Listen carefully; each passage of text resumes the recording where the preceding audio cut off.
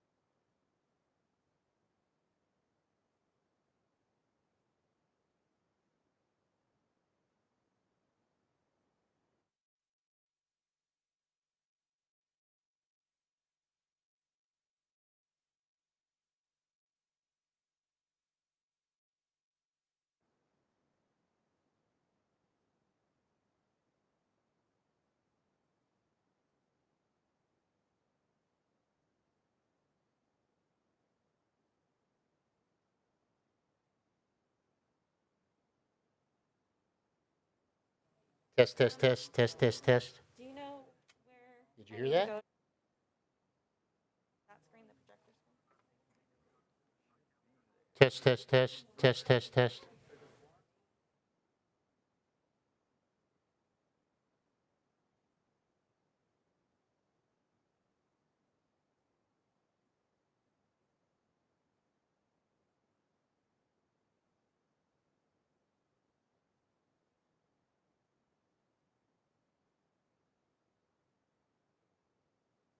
Test, test, test, test, test.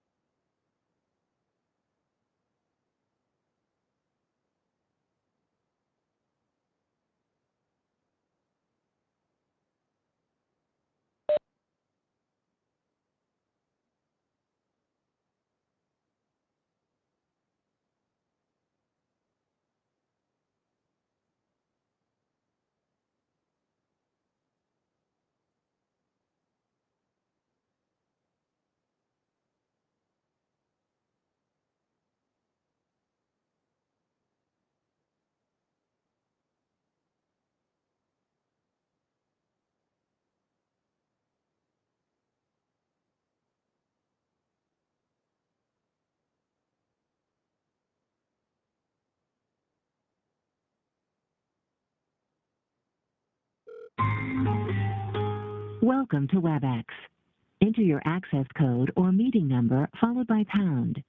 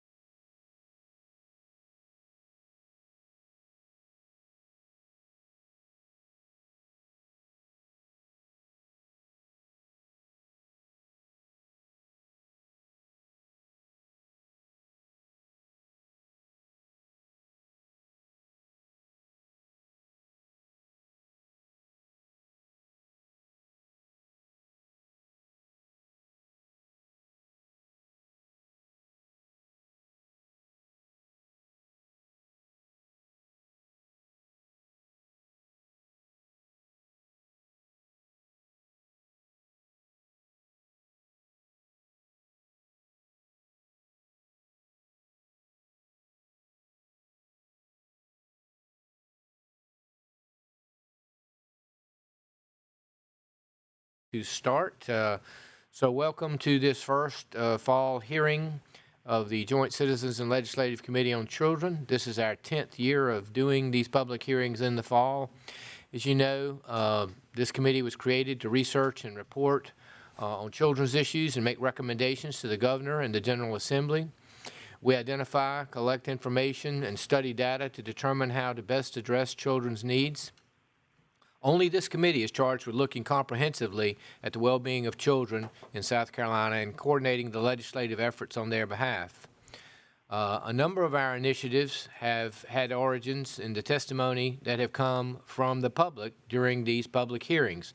So we appreciate everybody who is here today to participate either live or virtually to what you've done to make this state healthier and safer for children so that they can flourish. We appreciate your taking your time out to be with us. Each year we analyze the testimony we receive and produce a report from these public hearings, and we will let you know when that report goes up later this year. You can view the past reports on our website if you would like to.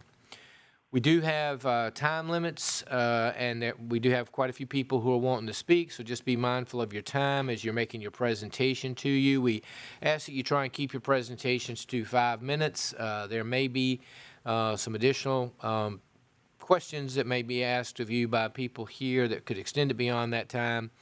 If you have any questions, for those of you who are coming in to us virtually and are having trouble logging on or anything, how about just text us and let us know, and we'll try and get that worked out. I'm going to call on the speakers who have already signed up, but if there's anybody here who has not signed up, at some point in time, let us know, and we will be glad to take your testimony as well. The first person we have here with us today is Tyler Gatson. He is a student, and I'm sure he will tell us where he is a student, and he's here as our first testifier. So, Tyler, if you can hear me, welcome, and you may proceed. Hello and good morning. I'm Tyler Gatson, and I am a senior in the Scholars Academy for Business and Law at Ridgeview High School here in Columbia, South Carolina. And I came on here this morning to emphasize how important the need for a hate crime law is in South Carolina. I believe that as Americans, we want to underscore the horrific nature associated with bias-motivated crime. But when we see injustices in the world, we must correct it. Hate crimes have more severe psychological consequences for those impacted. Out of all 50 states, South Carolina is one of only 3 without up-to-date hate crime laws. Lack of these laws allow people to discriminate without any additional penalty. Such discrimination can be seen as one fired due to their sexual orientation or even harassed because of their national origin. Currently, South Carolina's hate crime laws are orientated towards protection of groups during the Civil Rights era, such as arson against churches and vandalism aimed towards a certain group. Some people only choose to focus on black and white hate crimes, but no, every single race, religion, and gender is affected by acts of hate. Though we already have a federal hate crime law, it is a need that we have a state hate crime law. For example, Sankun Pat from York County never truly received justice or felt safe after his martial arts fitness center was vandalized with anti-Korean graffiti and then eventually the burning of the building. This resulted in the culprits only being charged with arson. People cannot feel safe in our country.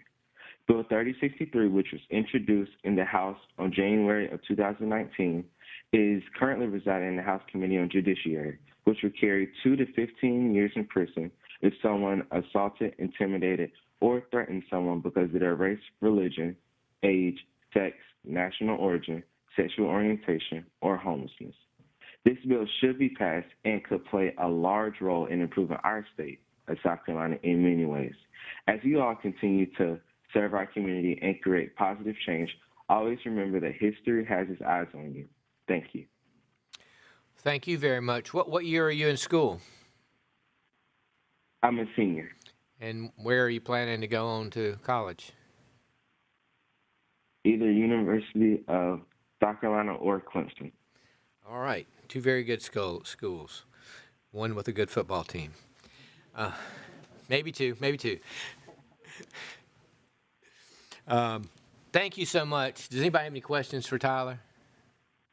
All right. Thank you for taking your time. And I will tell you that Representative Bernstein, who's sitting up here today, and myself have in the past introduced hate crimes legislation, and we worked hard on it last year in hopes that we were going to be able to bring it to the floor. Obviously, when the pandemic hit, the whole legislative process shut down. But we will renew our efforts this year, and we do appreciate your bringing us that testimony this morning. Thank you. Thank you. Our next person is Cameron Beeler, Saluda River Academy, who I believe is here in person. Is that right? Okay. Yeah, you come on right up here to this microphone, and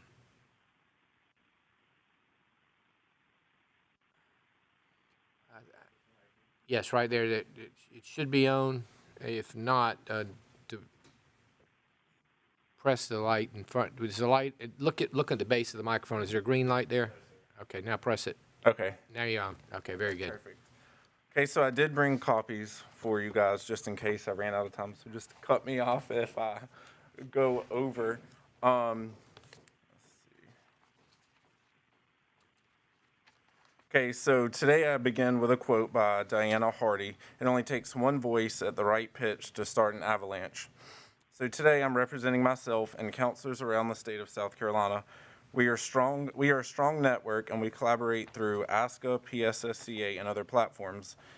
Within my district, the level of communication between counselors is very strong.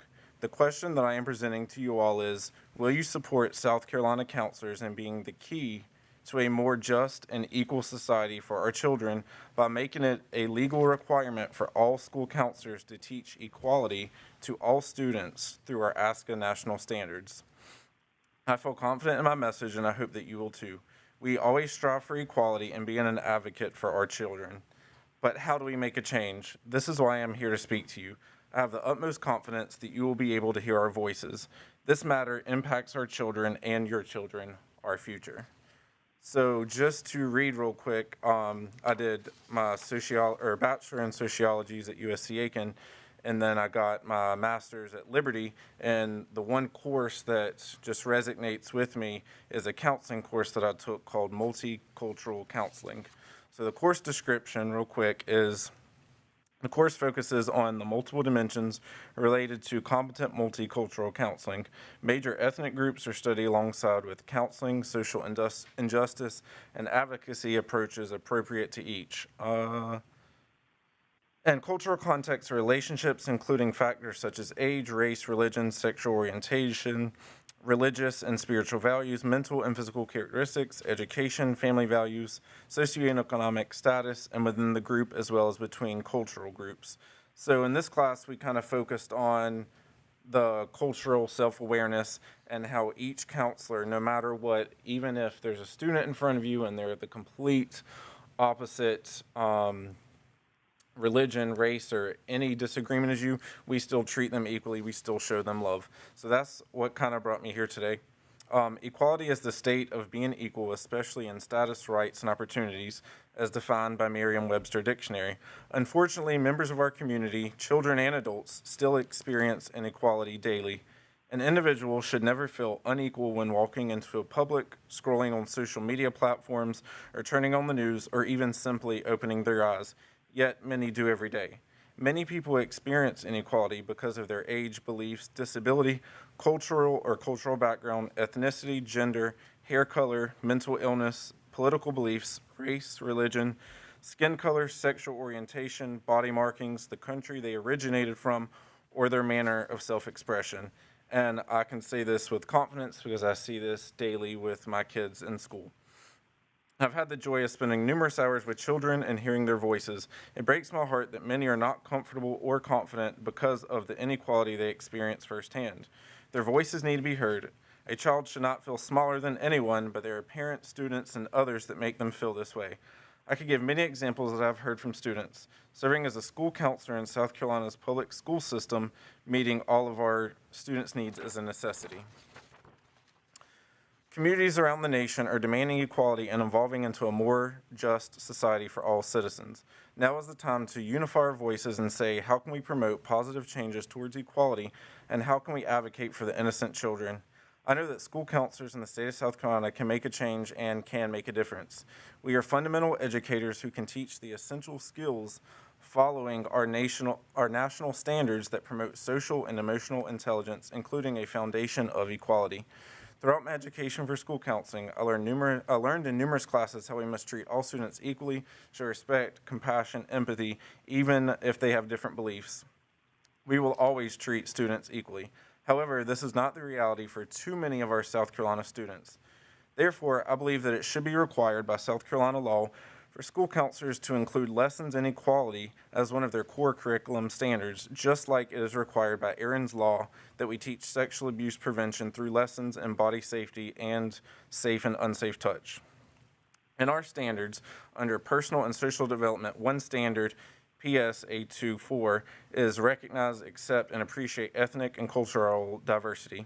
Another standard is recognize and respect differences in various family configurations. After truly understanding these standards, I propose that South Carolina school counselors should be required to teach equality, not just recommended or on an annual basis. School counselors wear many hats. We are advocates, counselors, educators, mentors, risk takers, and serve in academic, career, personal, and social development. I love every second of my position and would do anything for my students.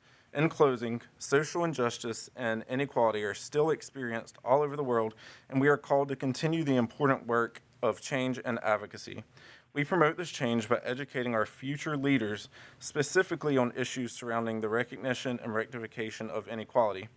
My fellow school counselors and I are passionate about each and every one of our students, and we are committed to helping them feel like they are brave, confident, enough, equal, happy, safe, strong, and welcome, not only in school, but also at home, in the community, in the virtual world, and anywhere they step foot.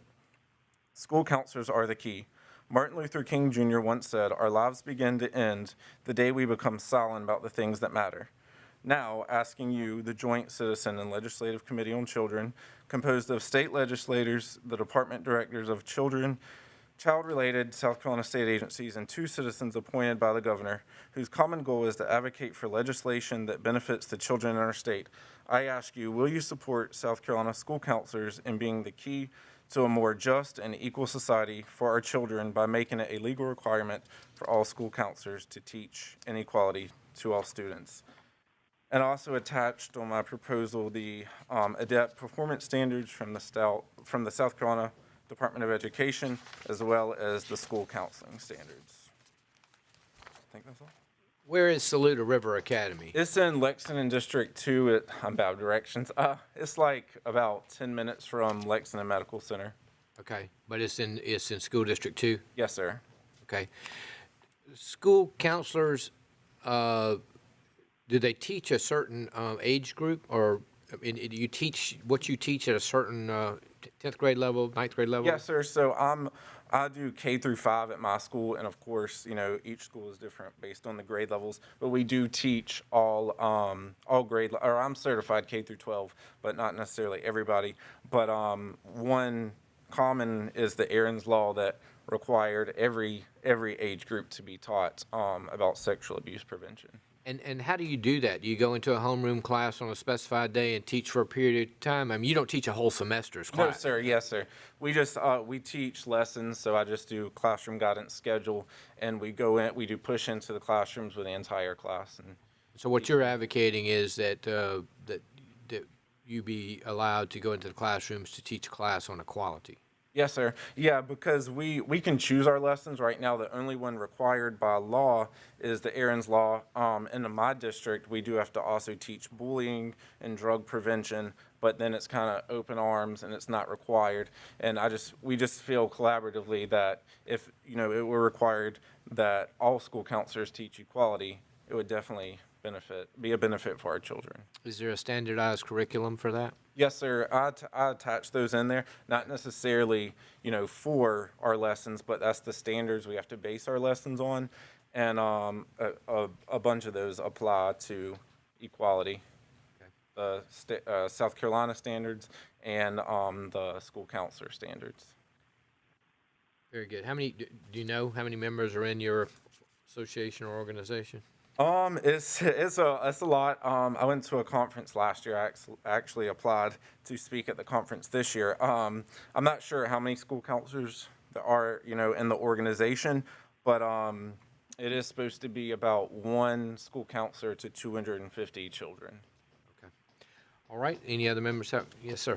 Go ahead. Cameron, thank you. Thanks to you and your colleagues across the state you have a heavy load, especially with COVID now.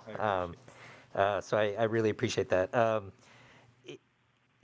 Do you guys, coming from your background and some of the other counselors, do you guys get training in like implicit bias, racial bias, all those biases and things like that? Not necessarily in our district per se. We did take a few classes that kind of touched heavily on racial injustice and things like that. But just like from my point of view, like I used to work at DSS. I was an investigator there, so I've seen that end of it. Yeah. I've seen the school end of it. I've heard from several kids where, there's one student who said that my mom tells me I can't play with that race, but I want to play with them. And I'm like, well, you can play with them. We're in a school. You can play with them. So that just, the different stories like that really sat with me, and so we discussed it, and here I am. Yeah. No. Do other teachers, administrators, other folks within the school system get any training on equality, implicit bias, racial bias, any of that stuff? I'm not sure. I'm not 100% sure. I can always research that, but not to my knowledge. Okay. And I guess the point, Chairman, is that I think that there's a lot of work to be done in all our systems that are working with children and families to understand these things so that we can all be more aware. And I think that not just teaching children, I think there's a lot of professionals who don't know this stuff. Right. I agree. We may not just need to worry about teaching the children. We might need to teach the adults. Right. And yeah, so, it's unfortunate, like I said, that some parents do teach their kids that. So that's why, I was like, well, I can't exactly teach them, but we can definitely educate our children. Thank you for taking your time Thank to come you. and be with us this I morning. appreciate it. Thank you. All right, our next person who is signed up is Matt Caldwell, who is from an organization full of initials that I'm sure he'll tell us what they mean. Do you mind if I? You drop can my- take your mask off while you testify. Good morning. My name is Matt Caldwell. I serve as the Youth Services Director at Mercy, which is the Mental Illness Recovery Center Incorporated located here in Columbia. You might remember me from last year's public hearing where I advocated for expanding support for youth experiencing homelessness across the state. I'm back today to once again advocate for expanded supports for youth who lack access to available, safe, stable housing, who lack access to physical and mental health care, and who lack access to living wages, and youth who are also at risk of human trafficking, of developing chronic physical and mental health conditions, and who are at higher risk for incarceration. The sad reality is that in the midst of this pandemic, young people in our state are struggling to find adequate, safe, stable housing. There are myriad reasons why the number of youth experiencing homelessness across the state continues to rise at an alarming rate, not the least of which is lack of supportive, safe, stable housing units in general. In the Midlands alone, there are about 82 units of housing across shelter, transitional, and permanent housing, specifically targeting homeless youth. And we know now that there are over 700 youth in the Midlands experiencing homelessness. That means that one twin-size bed is expected to sleep 9 people at a time in order for us to have adequate housing. We need many more units to meet the need. And that's just for the Midlands. That doesn't account for the youth experiencing homelessness across the state. Safe, stable housing is woefully lacking in our region, and this leaves hundreds of youth to fend for themselves on the streets. Youth homelessness is also a public health crisis. Homelessness severely impacts health outcomes, including physical and mental health conditions, health care costs, and the risk of early death. Unfortunately, most youth experiencing homelessness do not have adequate access to care. And even though the State Department of Health and Human Services, through the Community Engagement Section 1115 demonstration waiver, did make care available to those individuals identifying as chronically homeless, most youth don't qualify and therefore are excluded from care. Homelessness during COVID-19 presents additional risks as many providers are operating at limited or no capacity, leaving more and more homeless individuals to seek out safe havens wherever they can find them. In Columbia alone, youth are seeking out safe havens behind the Richland County Public Library, in Finley Park, in 5 Points, on Harbison Boulevard, off of Garner's Ferry Road. The list goes on and on. And we know the law enforcement has been dispatched to disperse these groups, but our law enforcement officers are overwhelmed with the civil unrest related to police brutality against black people. 2020 has been a wild year. As author Karen Russell said, this season is unremittingly grim. It's even more so for those who are unsure of where they'll sleep tonight, where they'll get their next meal, or how they'll pay for their health care. And the days may yet grow darker, the nights more weary grow. Therefore, I'm calling on this committee to take action. Let's work together to foster hope for the hopeless. And there are glimmers of hope, to be sure. Department of Social Services work to implement the Families First Prevention Services Act is paving the way for exciting changes within our child welfare system, but I don't want us to stop there. So I'm recommending 3 things to this committee this morning.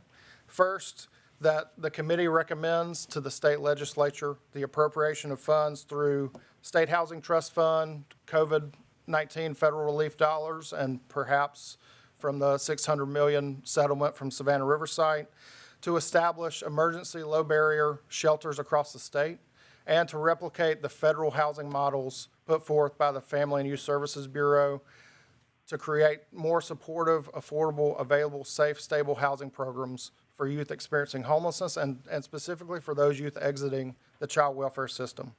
Second, I'm recommending to this committee the establishment of a statewide centralized task force of legislators, advocates, providers, state officials, youth, and other stakeholders to determine what the true impacts of homelessness on South Carolina's youth are, to examine the long-term consequences, to explore the barriers that are created, and to devise a plan that can be enacted to end youth homelessness in our state.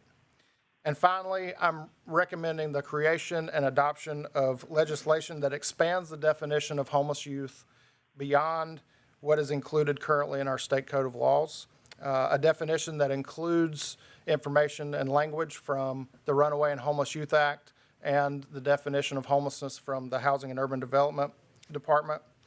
Legislation that requires youth served by public systems to be discharged not just to safe, stable housing, but to identified safe, stable housing.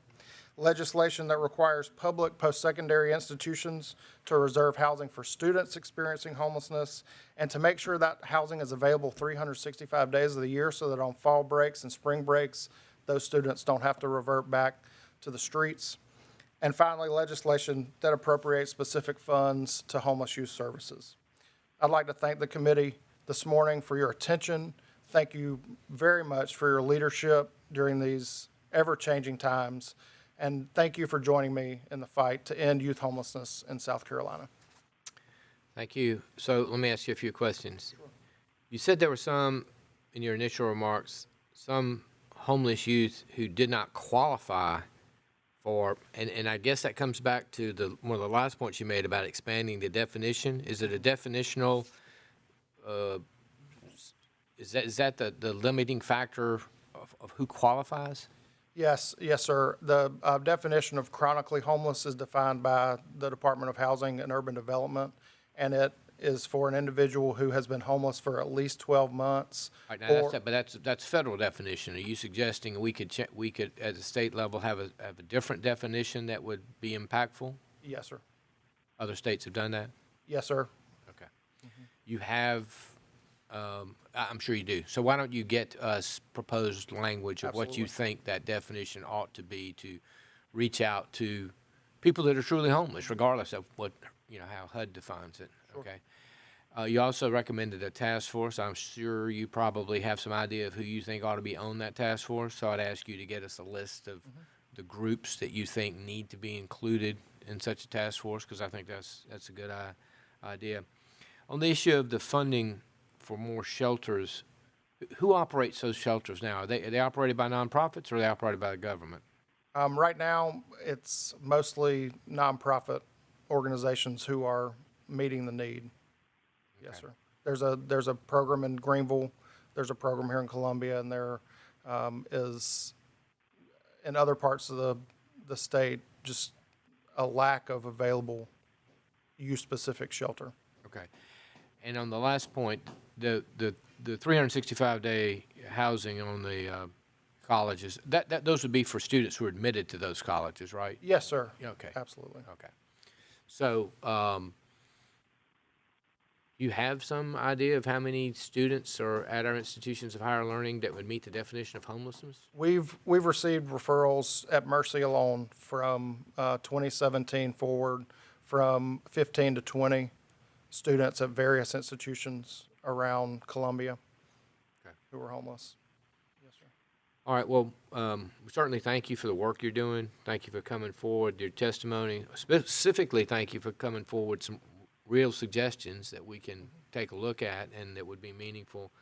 But I need you to get with the committee staff and give us some more detail to what you've outlined this morning. Yes, sir. Any questions, Director? Yeah, I appreciate it. I'm pretty sure we'll be on that list, right? And I do think that, you know, there are steps, but to his point, I mean, I think there is a lot of new data coming out across the country showing more and more college-age students are homeless. The one thing, though, that I think is an additional recommendation to this that I think the department is heading down is expanding our aftercare or turning it into the federally approved extension of foster care program, which would open the door for more young people to be able to stay in the system longer voluntarily. And instead of using state dollars, I could draw down $4 dollars, and it would be much cheaper to the state, actually. So we will be we're finishing up the details of a bill right now, and we hope to, you know, get that to the legislature coming up. But I do think that's another aspect, since we know that, you know, young people out of the child welfare system are affected by this. Absolutely. Yeah. And so, Director, to that point, as children age out of the welfare system, do they, and they need a place, y'all don't, as an agency, have a shelter, do you? No, we, so a couple of things, and we're redoing all this as we work on what this really should look like as best practice goes. In our system, you know, right now and in the future, a young person can voluntarily stay in the system, and that could be a foster home. That could be a group home. That could be a supervised independent living setting, which is a little bit more flexible.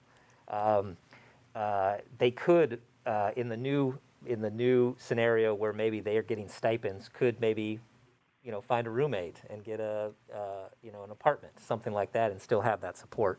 But nothing like that, right? So if they choose not to be part of the system, then, you know, you never know. They may lack the supports to be able to make it on their own. Right. So, okay, thank you, Mr. McLeod. Thank you, Senator.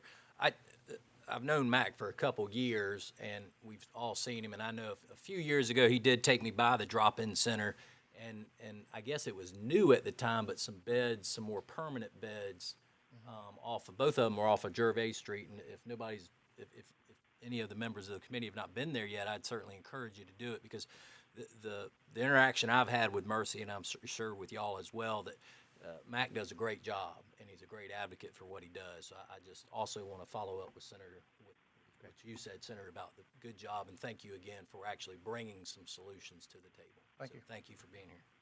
Thank you very much. Thank you. Okay. Our next testifier is a perennial testifier, Meg Stanley. What's that?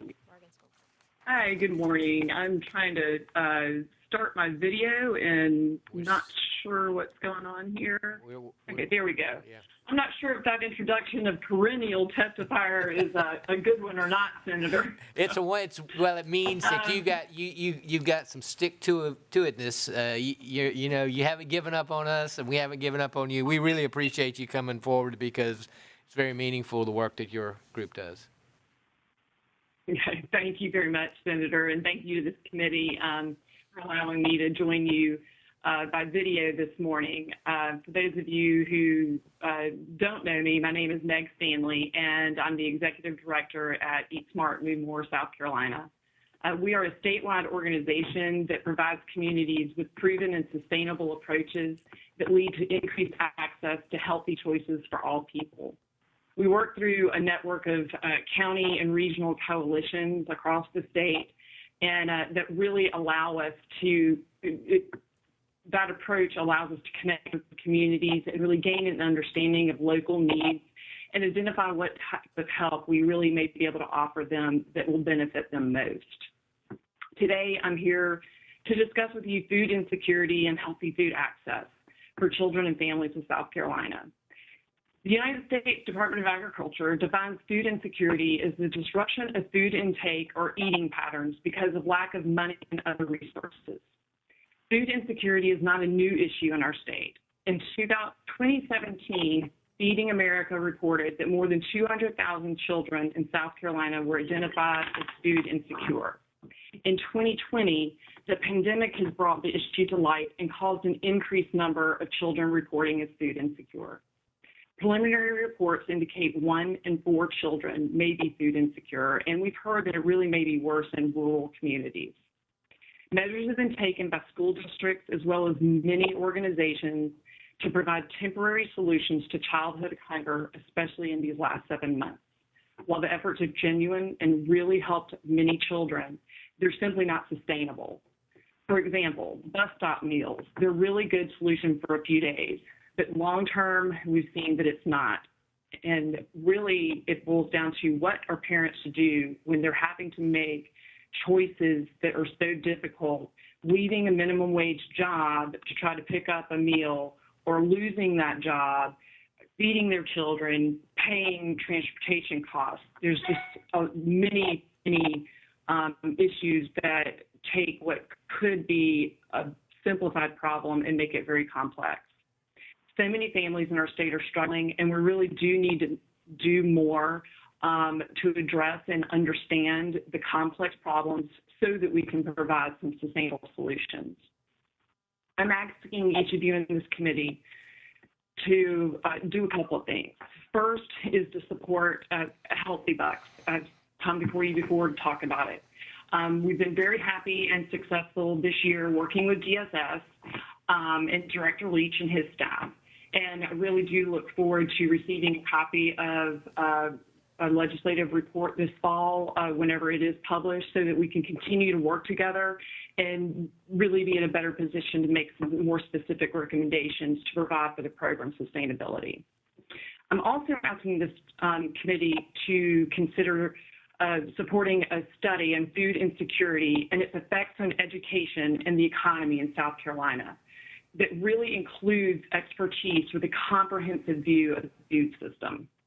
Eat Smart Move More, South Carolina, assembled a food insecurity coalition in March as an immediate response to the pandemic shutdown.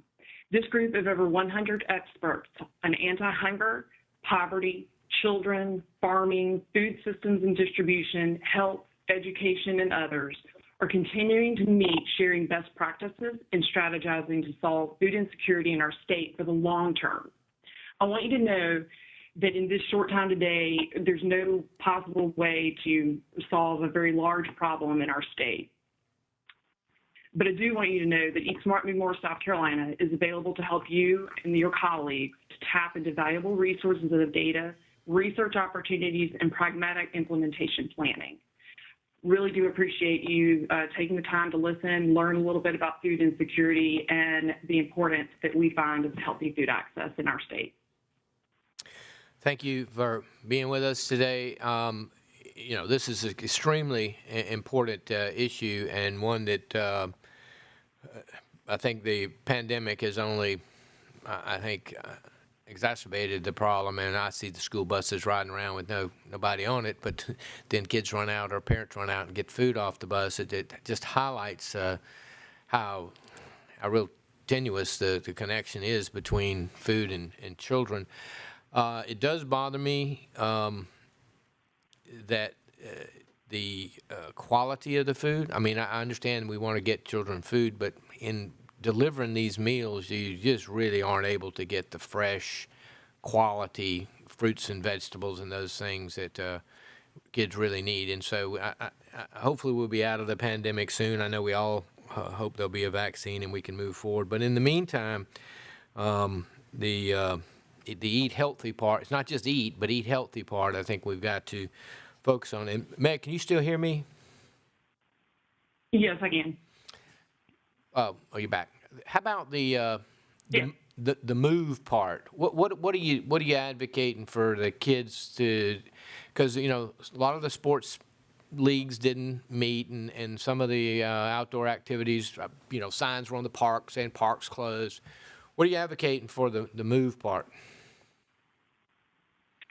We actually are turning to some of our partners, particularly Alliance for a Healthier Generation, has been able to provide families and teachers a lot of online-based and also just some other suggestions. Children still need an hour of exercise each day. And that movement in trying to, even whether they're in school in person or at home, accomplishing that is difficult for many people.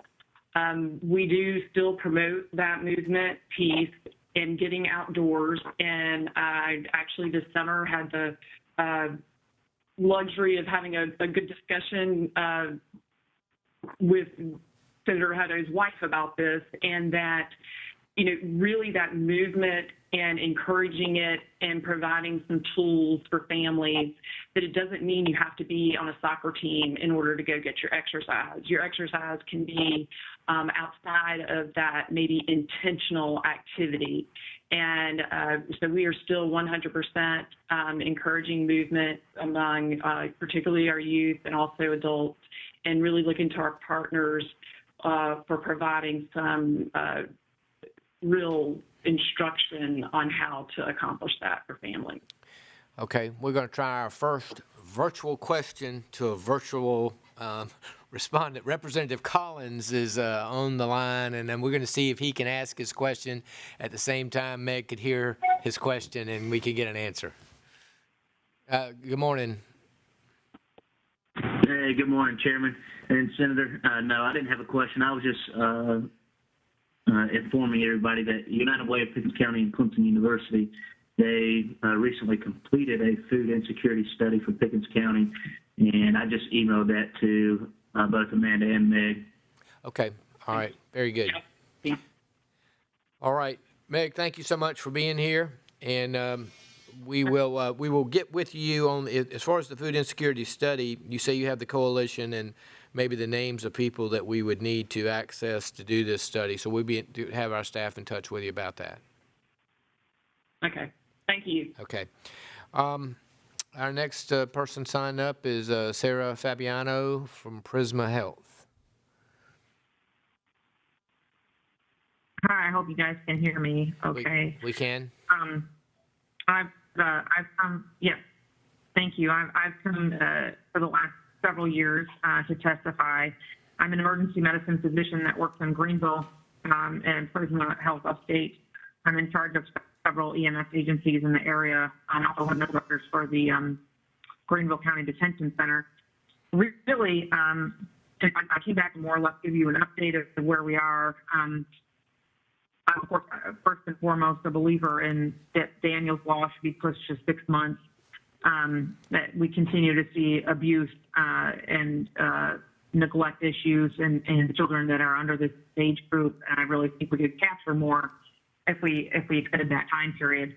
Last year, you heard me talk about utilizing EMS and paramedics in a different way, and I think that this past year, the pandemic has certainly taught us to do something differently, to be perfectly honest.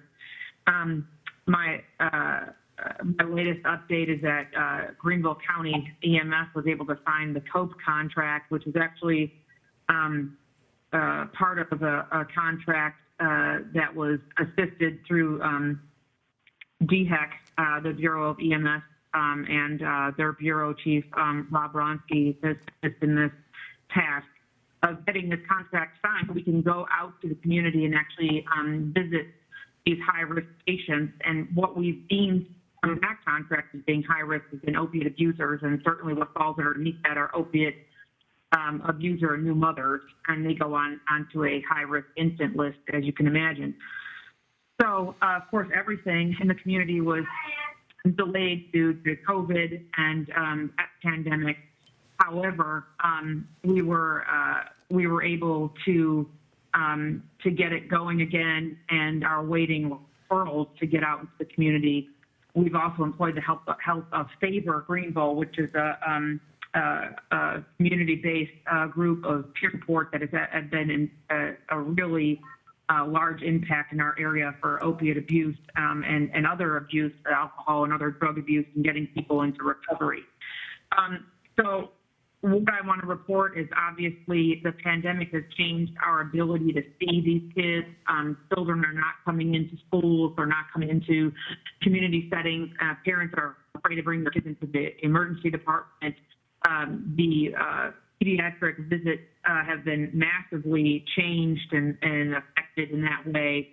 And so we don't have eyes and ears on these kids like we used to, which makes it all much more important to get out into the community, as scary as that can be, and to think outside the box. And so my ask, certainly, we've seen this also from a testing standpoint for COVID, is that we've had to not only set up more testing sites and the testing task force over at DHEC has really been top notch in this aspect, but is to get out into the community, and that's where we're can best serve our public. And I think that this can actually be, if my ask for the committee is to consider funding for these high-risk kids, consider funding for these first responders that can go out and be used in our community paramedic setting to do these home evaluations, to check on these kids, to expand the high-risk list off of just abuse, other reasons like prior child abuse, prior DSS cases, which are actually not mandated to have a home visit once they have a new baby. There's just so many things where I really feel like we could make a difference. And I think that we have this group of first responders that can actually, that can actually help in that capacity. So that's kind of where I'm at. Certainly, I can give you updates on anything else, but obviously, much of our plan has been delayed due to COVID, and we're back up and running now. I hope to continue to expand this. And I'm sorry, it seems that children and dogs don't care about anything that you're doing until you're ready to talk to a computer, so I'm sorry about that, but I'll take any questions.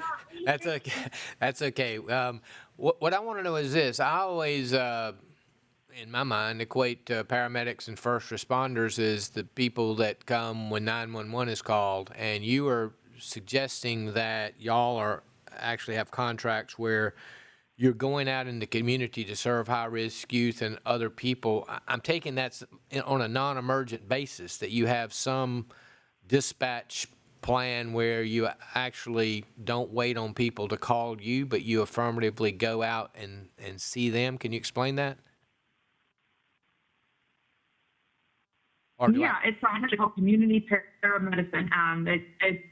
It's an expanding area in the country. It's in several parts of the country, certainly, but community paramedics in general, they have a list. They actually have a group of high-risk people that are recurrent hospital admissions, trying to increase that. So, congestive heart failure patients, COPD patients, and things like that, they're already seeing and visiting on a regular basis. They have a contract they've been trained, and they have a contract that's separate in a separate group of patients. Greenville County mobile care for Charisma has been really the heart and soul of this in our community, but there's many communities that have this available, certainly. And yes, we have this list. And so now with this latest COPE support, at least, we're going to be able to see some of these high-risk babies as part of a visit with the community paramedic. And they work along with the nurse practitioner, and they have medical directorship and stuff like that. Yes, sir. All right, so the end result of that is you cut down on emergency room visits because you proactively go out and see them before they get in such a dire circumstance that they need to be admitted.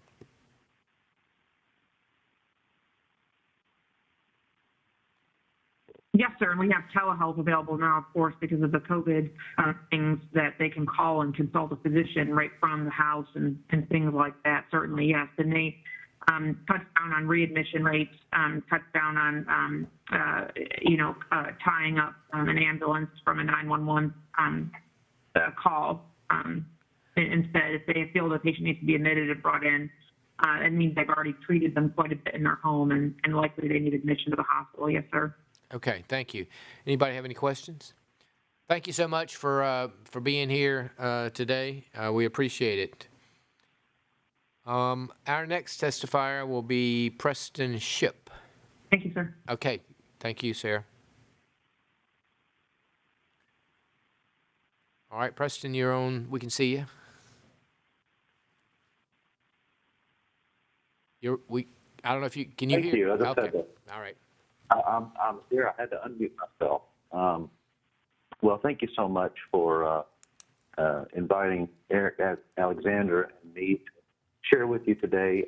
We're from the Campaign for the Fair Sentencing of Youth, and I serve as Senior Policy Counsel.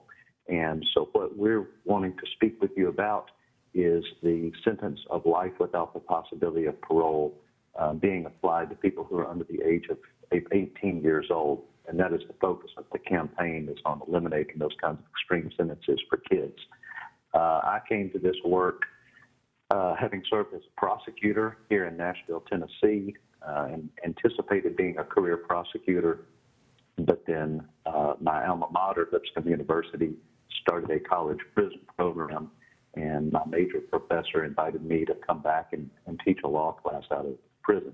And that was my first opportunity to get to spend time with people who were incarcerated other than in the courtroom.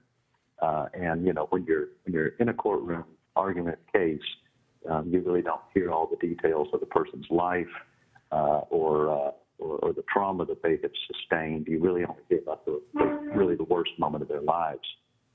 And so that was a position that I occupied, and I didn't really lose a moment's sleep imposing decades-long sentences against even a 15 or a 16-year-old kid.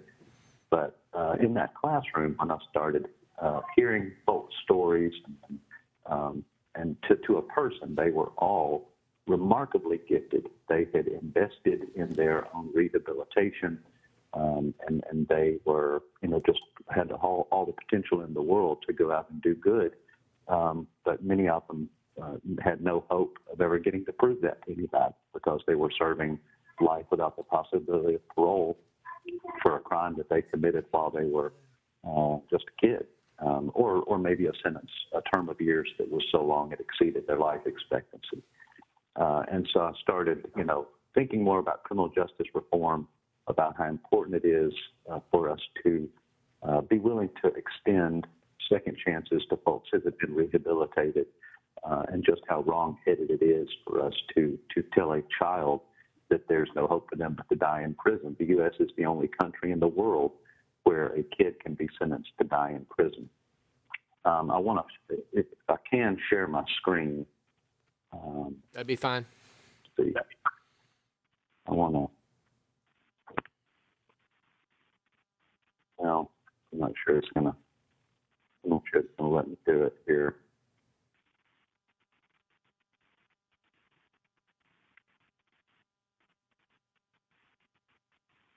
I should be pulling up a map here. This map is a graphic that shows the states that have about. Can you see that? Cannot right now, but if you eventually don't get it to us, just get it to the committee we'll be glad to take a look at it, but we I don't. certainly will. Okay. I certainly will. But the U.S. Supreme Court has issued a series of opinions in which it has held that life without the possibility of parole for kids is unconstitutional, except in the rarest of cases where there is what they call irreparable corruption, some permanent incorrigibility. And over half the states in the country have basically said, well, that's just not a showing that you can make about a kid. You can't say that a 15 or a 16 or a 17-year-old is irreparably corrupt. And so all of these states, let me try one more time. I think maybe I can share my screen now. So you can see that states as diverse as Texas and Arkansas, as well as West Virginia, and the Dakotas, Utah, Oregon, Virginia just earlier this year. Well, it's not going to work. But those states have all abolished life without the possibility of parole for kids. It's not that they throw open the prison doors at a certain point and then everybody gets to go free. It's just an opportunity. It's parole eligibility, essentially, after they serve a certain term of years. And so this is the moral arc along which a majority of states in the country are rapidly. And unfortunately, my home state of Tennessee, as well as a lot of states in the Southeast, have not yet taken that step to say that a kid cannot be sentenced to die in prison. But based on my experience as a prosecutor and working in prisons, getting to know folks, I have come to see how important it is that we never tell a child, a 14 or 15 or 16-year-old, that there's no hope for them but to die in prison. That just contradicts our best values about redemption, about people changing. As a person of faith, believing that God can change people and that people can lean into a better future and transcend their worst moments. Also, this is a sentence that gets applied 10 times more frequently to a black kid than a white child. So black people are 10 times more likely to get this sentence. So this is an issue of racial justice as well. So for all of those reasons, we see this national trend away from these kinds of extreme sentences. The folks in Arkansas are having great success. Their parole rate is around 60%. Other states are about that much. They're letting a lot of people out who've been rehabilitated. At the same time, they're keeping a lot of people in who are not yet ready. And when we look at the rates of recidivism, a study just came out of Philadelphia finding that the recidivism rate for juvenile lifers who have been paroled was 1.14%. So you're talking about almost zero-based recidivism, and that makes sense in light of the brain science, the things we know about kids' ability to grow and mature and become productive adults. So for all those reasons, the campaign believes strongly that life without the possibility of parole is never an appropriate sentence for a child, and we work with folks all over the country to put in place age-appropriate sentencing procedures. We do trainings for parole boards, and we just appreciate the opportunity to talk to you about that, and would be happy to support South Carolina in seeking to bring itself in line with all the other states that have abolished this sentence. So thank you so much for your time. Thank you. Do you know how many people in South Carolina fit that category of serving life without parole who were sentenced as a youth? I believe that there were a little over 40, I believe. I think about 15 have been resentenced. A handful of those were resentenced to life without parole again. Most of them were given sentences in the range of 30 to 40 years. What we're seeing is a trend towards around 20 years, like Virginia that just passed their bill back in February. It was a very clean bill. They just said when you're talking about somebody under the age of 18, when they are given a sentence in excess of 20 years, they're entitled to parole hearing at the 20-year point. And so that encompasses life without parole, life with parole, and a term of years. So sometimes you'll get somebody, stacked sentences. So they basically say, 20 years. So if you're a 16-year-old, when you're 36 years old, you get parole review. Some folks have already been released after that law went into effect in July. And some folks, unfortunately, will be denied because they won't be able to demonstrate that they have been rehabilitated. But giving them that opportunity is what is so critical. Are the youth that are sentenced as 14, 15, and 16-year-olds, they would be sentenced by family court judges? Is that in South Carolina?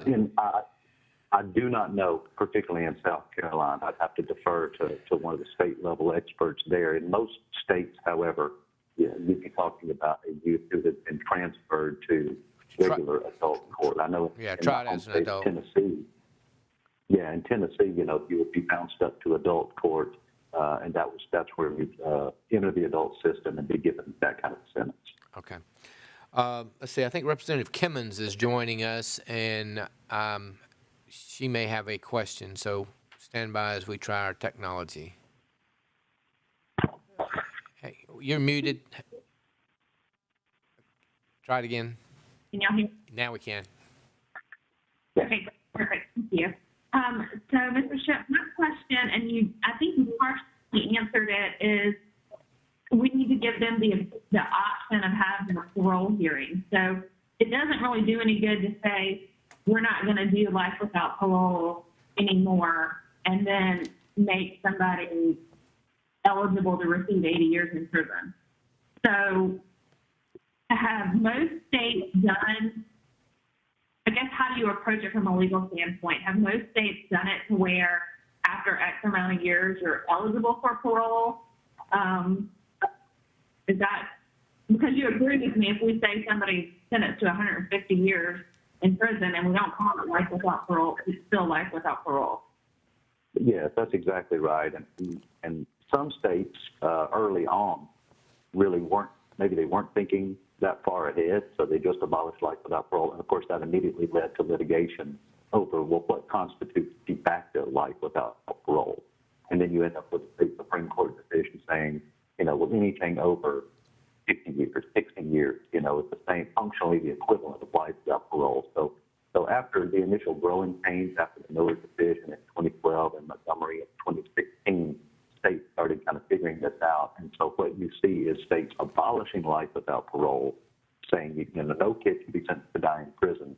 And then as a second component of their bill, like this is the bill that North Carolina is considering right now, saying after 25 years for a homicide offense, 15 for a non-homicide, something along those lines, everybody under the age of 15 will become parole eligible.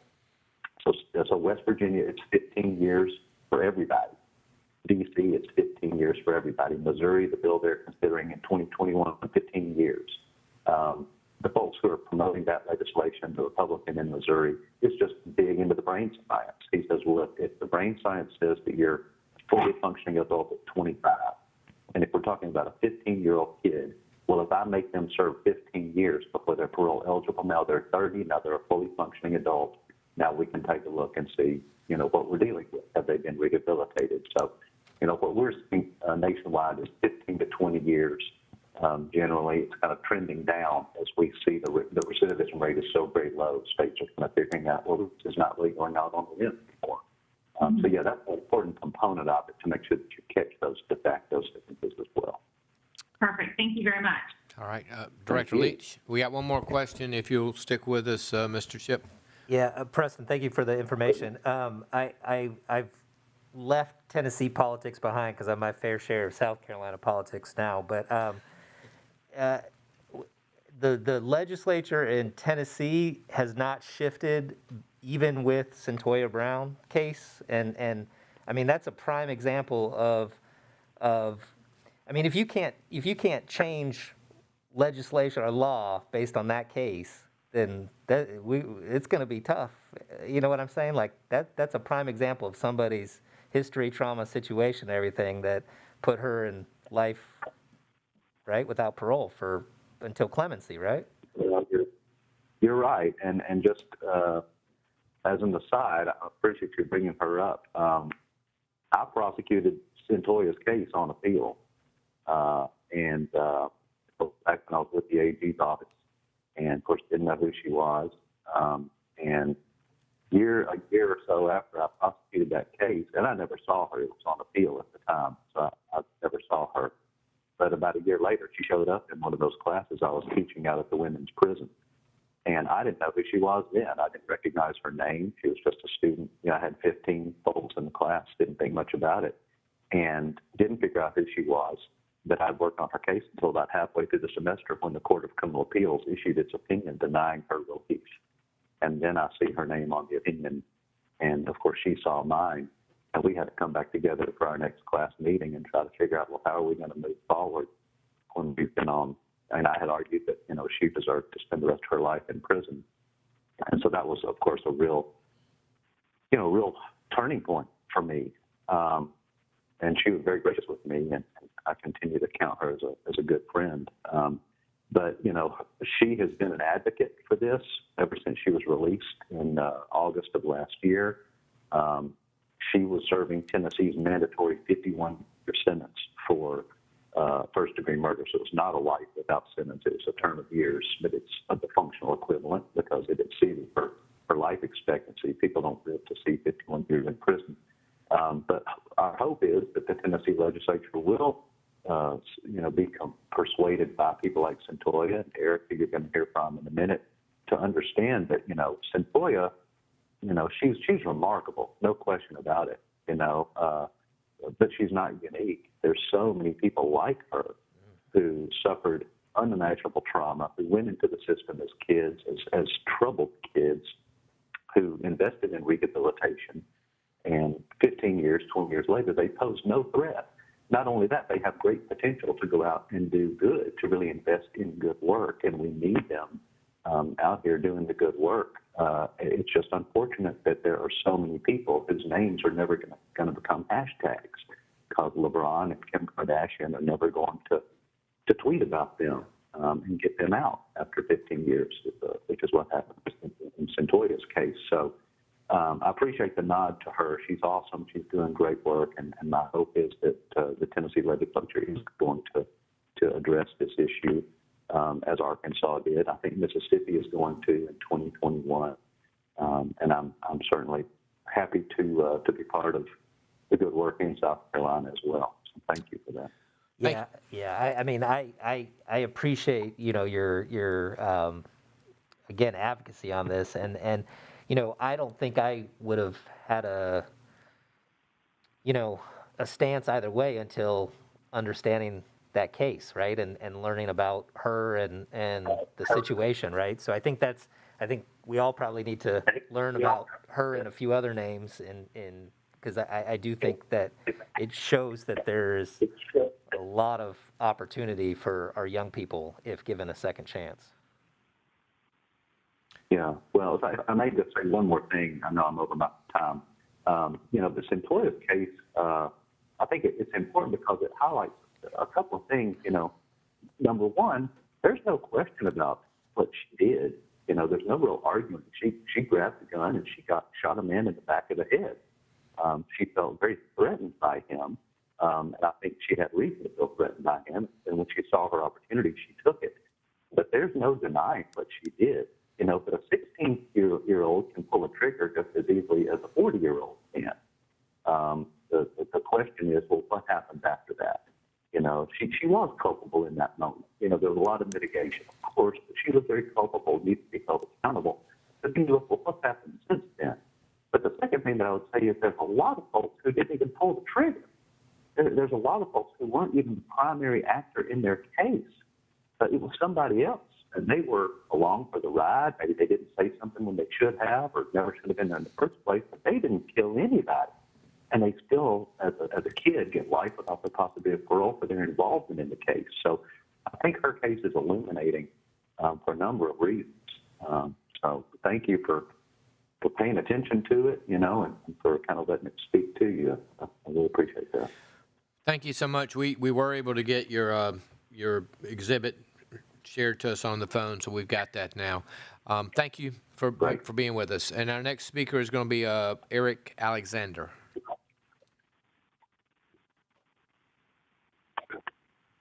Hi, thank you all for having me. Thanks for sharing that, Preston. Again, I'm Eric Alexander, and I serve as National Advocate here at the Campaign for the Fair Sentencing of Youth. For those of you wondering, what these children could possibly look like after serving decades in prison, who they are, how they develop, I want to share, bits and pieces of my personal testimony with you all, to kind of give you a picture of who these children are. My story is similar to that of much other youth sentenced to life without parole in your state.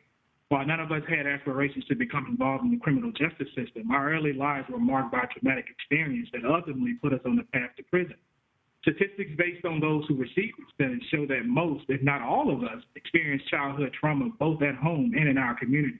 A personal example of this for me was being witness to my alcoholic father's physical and verbal abuse to my mother throughout my early childhood.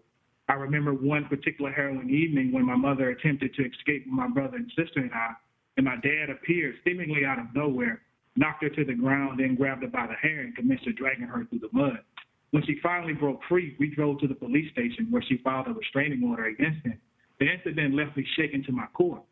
Traumatic incidents like these scarred the teenager that I remember being and led me to a day in 1994 when marijuana, alcohol, and a child's impulsivity with a still developing brain allowed me to participate in an unthinkable crime. I remember that morning how we sat around smoking marijuana and drinking alcohol, and a suggestion was made that we act out a scene from a movie. We took along 2 guns, one of which was non-functioning, and the other, to my understanding, had no bullets. The plan was, we were going to frighten a store employee, and anyone who else came up, and we would grab beer and run. I agreed to stand watch as my 16-year-old friend went inside for what seemed like forever. I heard gunfire. He ran out. Curiosity compelled me to go inside, and I found the body of Mr. Charles Cantrell lying on the floor unresponsive. I ran, and we were arrested a few hours later. I was tried as an adult at the age of 17 and decided to take full responsibility for my role in the crime, and with a heart filled with remorse, I accepted 2 25-year terms to be served consecutively to avoid a life without parole sentence. My co-defendant wasn't as fortunate. He took life plus 25 to avoid life without parole. He was 16 then. Prison was not and is not a place exceptionally friendly to a young man coming of age. One like myself who had zero involvement with any section of the criminal justice system, I witnessed and experienced things that no child should ever experience. Forced to grow up fast, it was tough to focus on doing the right thing, like honoring the memory of the life lost and becoming a better person while living in fear and uncertainty in there. The prison environment is definitely not conducive to any child, seeking to better themselves. But like many other children that are currently serving these sentences, I did it. I bettered myself. Sadly, though, with years of minimal contact with people from the outside. I stand before you today a witness and an example that children have a unique capacity for change. In spite of the violence, the often occurring depression, and the fact that our sentences will outlast our lifetimes, we dream of a chance to correct the errors in our judgment. While growing up in prison, I matured. I denounced gang membership. I earned my GED. I became a licensed barber. And then I went on to study psychology and childhood development. These classes helped me to understand the impact of trauma that I and others had experienced.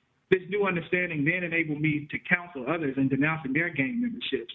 I spent the remaining years of my sentence drafting youth programs based on my needs as a child and how those needs could be addressed for children in situations similar to what I experienced. I was fortunate to have a parolable sentence. And on my 3rd visit to the parole board after I served 10 years, the Board of Parole granted my release. After release, I wanted to prove my worth and the depth of my change.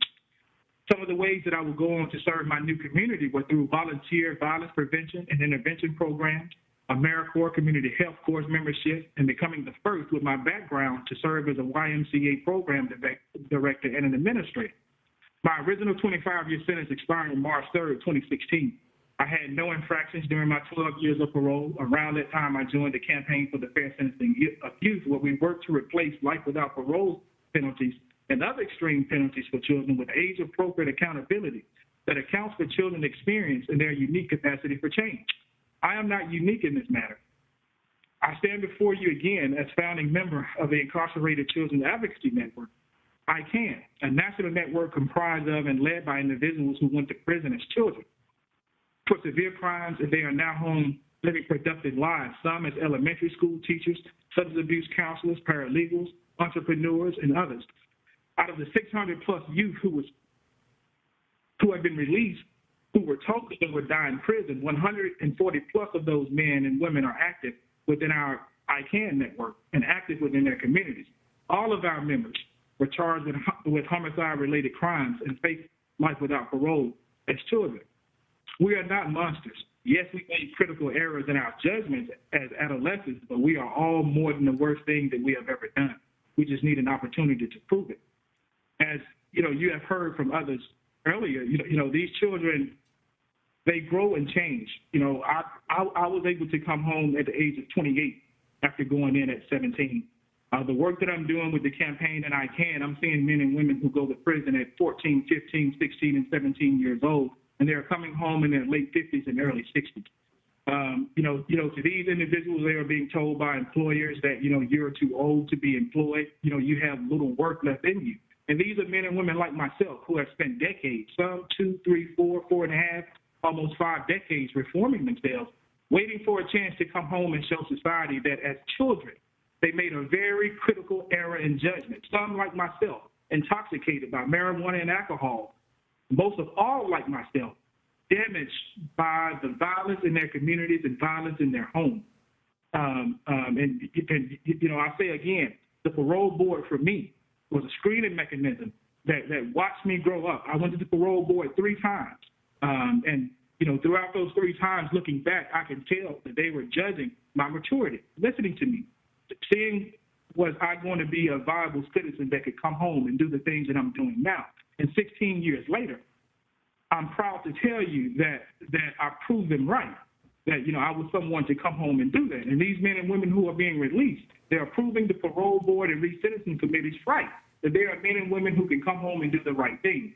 Children above anyone else, people who have to live with decades, saying to themselves, man, I did this, and they don't have any other living experience. We're not little adults, we don't have the other experience to go off of. All we had is my childhood was broken, and now I've made an error that has potentially put me in prison for the rest of my life.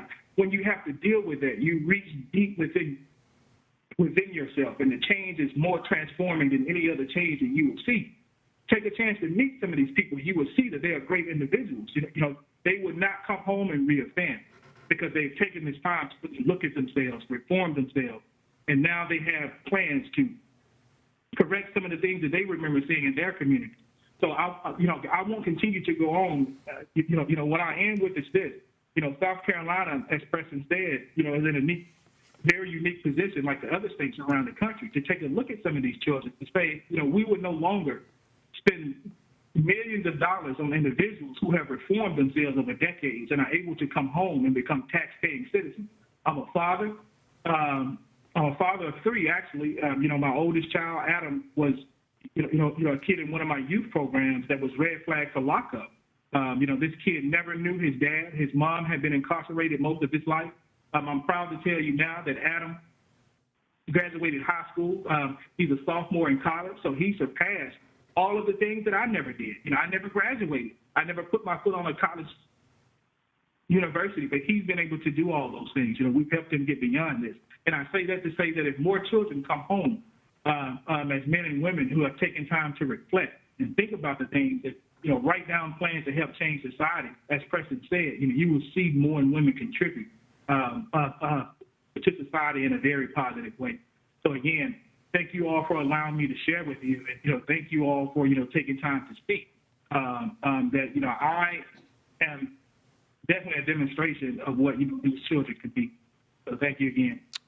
Thank you for sharing with us, and your story is very compelling. Anybody have any questions for Eric? Thank you, Eric, for being with us today. We appreciate it. Our next speaker is Lindsay Vann with Justice 360.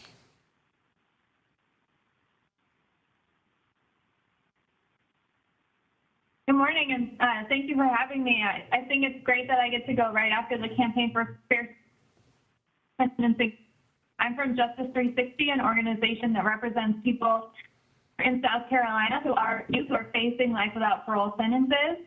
And we work on training other attorneys throughout the state who are doing the same thing. So we see ourselves as a resource center for juveniles who are facing life without parole or equivalent sentences in the adult system. So I would second everything that Mr. Shipp and Mr. Alexander said. We definitely support life without parole sentences in South Carolina. I know that was part of the proposed bill for the 2019 Youth Sentencing Reform Act, and unfortunately that didn't get much traction in the legislature last year, especially with COVID happening. So I hope that this committee will continue to push for that would end life without parole sentencing. In answer to Senator Hutt's question, we know that there are about 30 youth who are still up for resentencing after the Aiken versus Byers sentencing decision. And we're trying to track of the juveniles who are coming into the system who may be facing life without parole, but we are having a difficult time tracking those because there is no reporting requirement, there is no tracking system because they just kind of come through the public defender systems in their individual counties. So we don't really know how many are facing life without parole, but we do know that since Aiken versus Byers, there have been 6 life without parole sentences imposed. 4 of those are in resentencing cases, and 2 of those are in new cases that arose after Aiken versus Byers.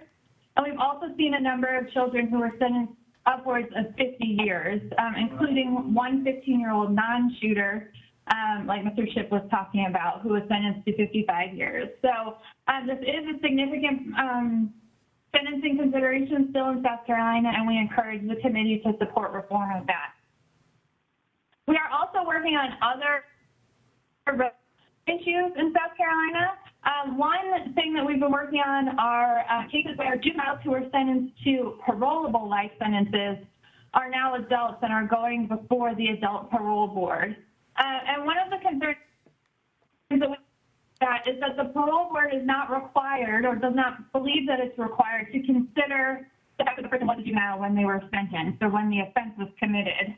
And they don't believe that there is a requirement that they consider the factors that were specifically laid out in Aiken versus Byers by our South Carolina court. As a result, we've seen a number of people who have been denied parole multiple times, sometimes just on the basis of the nature and circumstances of the offense. And so that's the one thing that the juveniles cannot change. So even if they have shown that they have been reformed, shown that they are doing well and are ready to be released into society, the parole board has denied parole simply on the basis of the nature and circumstances of the offense. And so what we believe that is doing is turning these sentences into life without parole sentences without an individualized sentencing hearing or without consideration of those Aiken versus Byers factors. So we encourage this committee to consider parole reform, consider requiring the parole board to consider the Aiken versus Byers factors when making parole decisions for people who are sentenced for crimes when they were juveniles. More recently, we've become involved in helping public defenders who are working on waiver cases. So these are instances where people are 14, 15, or 16 years old, are charged with murder, and the prosecutor is considering waiving those juveniles into adult court to face life without parole for those homicide offenses.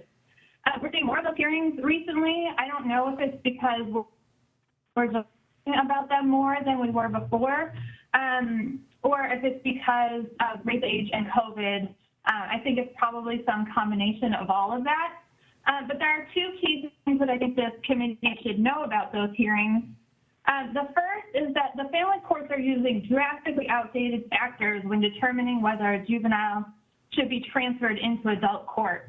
Those factors are based on a 1966 United States Supreme Court case called Kent versus the United States. They don't take into account what we actually know about children. And one example of that is that one of the factors is if the person has adult co-defendants, that actually weighs in favor of waiving somebody into adult court so that they can consider all of the cases together in general sessions rather than in the family courts. But what we know about juveniles from the neuroscience is that they are more susceptible to the influences of older adults. And so actually that should weigh in favor of keeping the juvenile in family court. Another thing that we did, the attorneys who are handling these cases in family court, the pre-waiver cases, don't have a whole lot of experience and don't have training in Aiken versus Byers factors and in what we now know about juveniles being sentenced to life without parole. And so Justice 360 has taken on some training. We've done it out of the Charleston Public Defender Office. We plan to do that with other public defender offices around the state, but that is going to take some time. And obviously, if these are children who are facing the most extreme sentence that they are eligible for, life without parole or death in prison sentences, there needs to be funding and resources that goes to the attorneys who are working on these cases for investigation and preparation for adequate, both in family court and in general session. So we encourage the committee to make sure that there are resources both in family and in general sessions court, and to consider a legislative change to the factors that the family courts are considering when waiving children into adult court. The final point I'd like to make is that with COVID, we're seeing a slowdown in resentencing cases and in new sentencing cases, and a slowdown in the waiver process.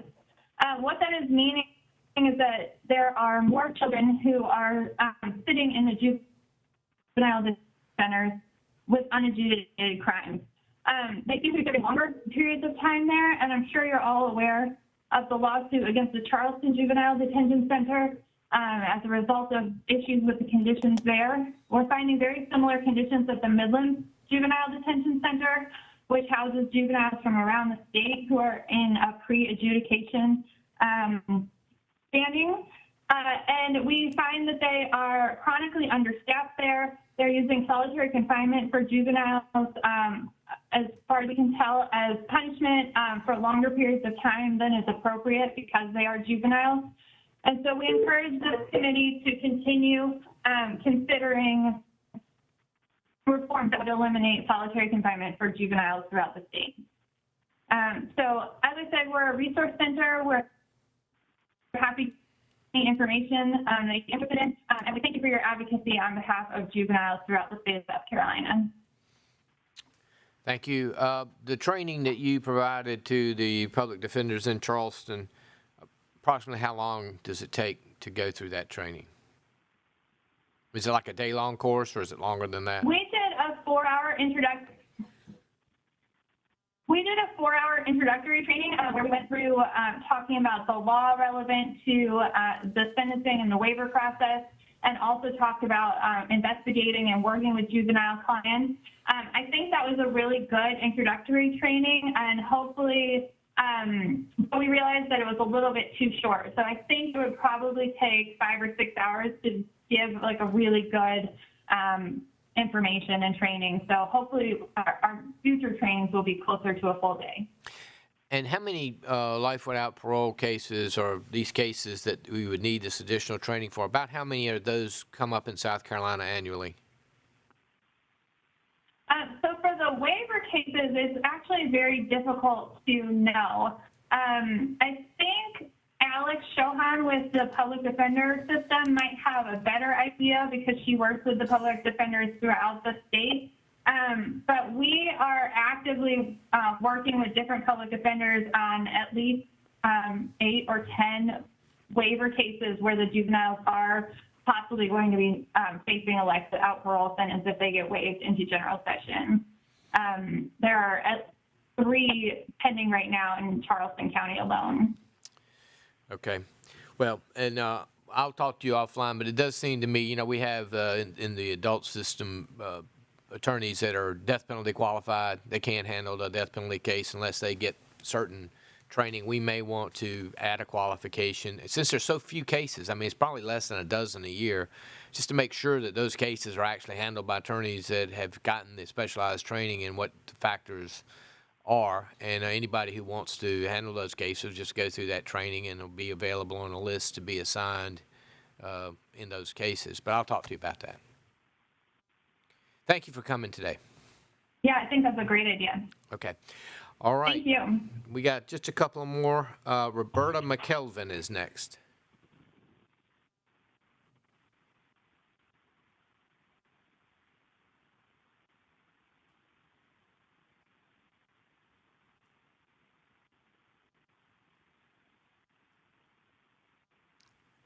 We can see you now, and I think you're still muted, though.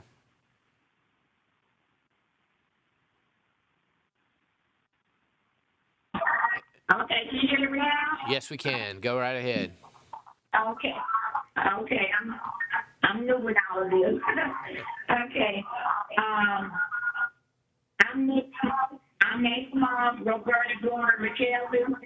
I volunteer with Moms to Make Action for Gun Sense in America. I also volunteer with Every Town around Edward. Every Town Caldwell speaker. A Friday night I never forget. November 15th, Miss McKelvey, hang on one second. Yeah. Are you talking to us on your phone or your computer? Are you speaking to us over your phone or over your computer? Over my computer. All right, we're getting some feedback. I don't know if I just was wondering if there was some way you could mute the background of the computer. I don't even know what I'm talking about because I'm too old. But there might. Yeah. Okay. All right. I got. Well, we're getting some feedback. So if you may just have. Yeah, if you just speak a little bit slower. I might need to do what? Speak a little slower. Okay, I'm sorry. Okay. All right. I volunteer with Moms to Make Action for Gun Sense. You still getting feedback? We can hear you. I don't know. No, we can hear you. Go ahead. Go ahead. Okay. Okay. Like I was saying, I'm Nate's mom, Roberta Gore McKelvey. I volunteer with Moms to Make Action for Gun Sense in America. I also volunteer with Every Town for Gun Safety Survivor Network. I'm also with Every Town Survivor Speaker. A Friday night that I never forget, November the 15th, 2013, my only son, at the age of 21, with him and two of his friends were shot. Black children and teens are 14 times more likely than white children to die by gun homicide. Black and Hispanic children and teens are impacted by gun violence at a higher rate than their white peers. My son, Nate Dim, is upset, my 12-year-old granddaughter. She's scary, she's nervous. She's scared to sit on the porch now because Nate was shot and killed on the porch. She don't want to come outside. She also told me of her elementary school lockdown shooter's drill that she was so nervous and scared. Can you still hear me? Yes. Oh, okay. She also told me on her elementary school shooter drill lockdown, she was so scared. Her legs and feet were shaking so bad. She showed me how she was shaking. She told her little classmate next to her, she whispered, she said, don't say anything because the shooter would kill us like my Uncle Nate was killed when I sat on the porch. And also with her elementary school, also with her middle school, she had it was a threat there that someone was coming to shoot up the school. And she was so nervous, upset, like she was out of it. The school called me to come and get her. And when I got there, I was so nervous and scared because policemen was everywhere, all over the roof and everything, but there to protect them. And she's so upset now. But we need better gun laws to protect our sons, our daughters, and grandchildren from gun violence. There are a number of laws that South Carolina should pass to help prevent school violence. One simple way that South Carolina could improve school safety would be to pass a secure firearm storage law. The primary source of guns used in school violence when the shooter is shooter age is from the home. In fact, in incidents of gun violence on school grounds, Up to 80% of shooters under the age of 18 obtain their guns from their own home, a relative home, or from friends. South Carolina don't require gun owners to store their guns to protect against access by minors or to protect against thieves. In addition to theft, use, and suicide or other misuse, unsecured firearms pose a risk of unintentional discharge to children and teens. South Carolina should enact a law requiring people to securely store firearms when they are unattended. The state should also fund a responsible storage campaign to raise awareness of requirements of the law, the importance of responsibility firearm storage, and educate the public on ways to store firearms securely. Thank you. Thank you so much for coming to testify this morning. We really appreciate it. Thank you. All right. And now our next person, I believe, is in person, Tacoria Jones.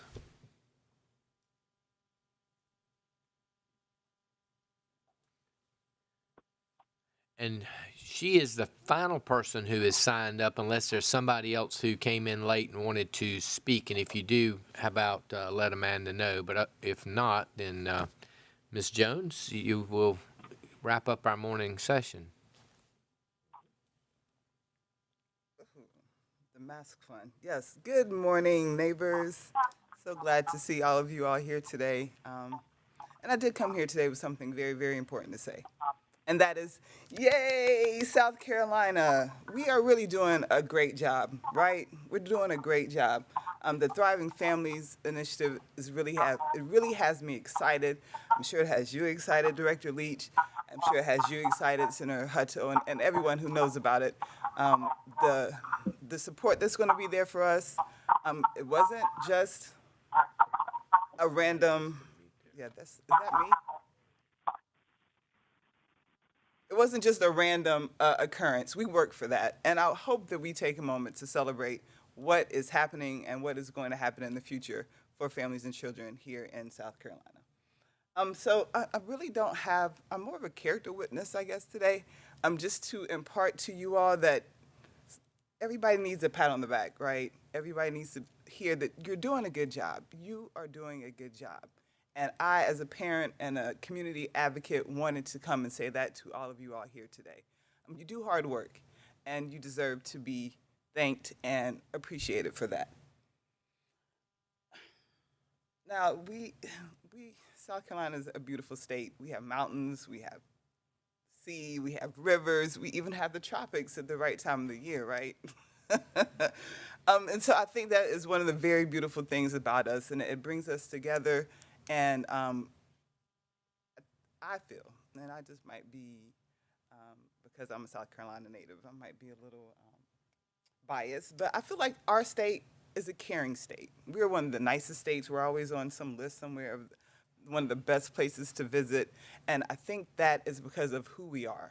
And because of who we are, I am confident that we can do the best we can for our children and families here in this state. Now, of course, we are different. For example, I'm trying to grow my hair out, but I don't think Mr. Britt over here is trying to grow his hair out, right? So, I mean, that's a little difference. But we are all South Carolinians.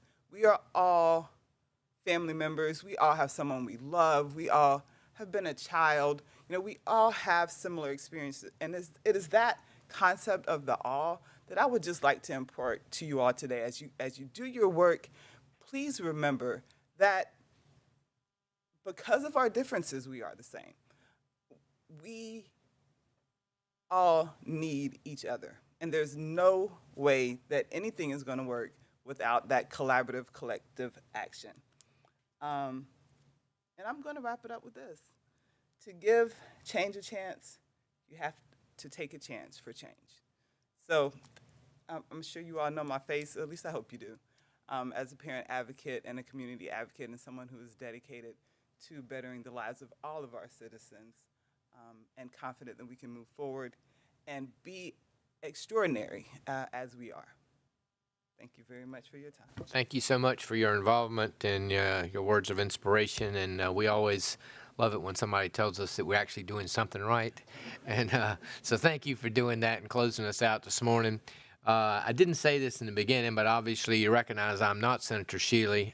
If you don't know, she contracted the virus last week and is recuperating now and couldn't be with us today, but she certainly is with us in our thoughts and prayers and well wishes for a speedy recovery. We hope she'll be with us when we reconvene, not tonight, but at subsequent public hearings.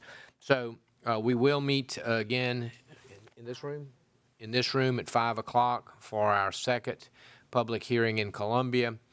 We have others that are scheduled already in Greenville and Charleston, and don't think we have a date for Florence. Oh, in Florence. So we will have we usually do Greenville, Charleston, and Florence. Those dates will be published on our website, and we invite anybody who wasn't able to make it today or to this afternoon to sign up for one of the other 3 public hearings that we'll be having over the next few weeks. With that, we'll see everybody back at, or those who can join us or want to join us, back at 5 o'clock when we'll be adjourned.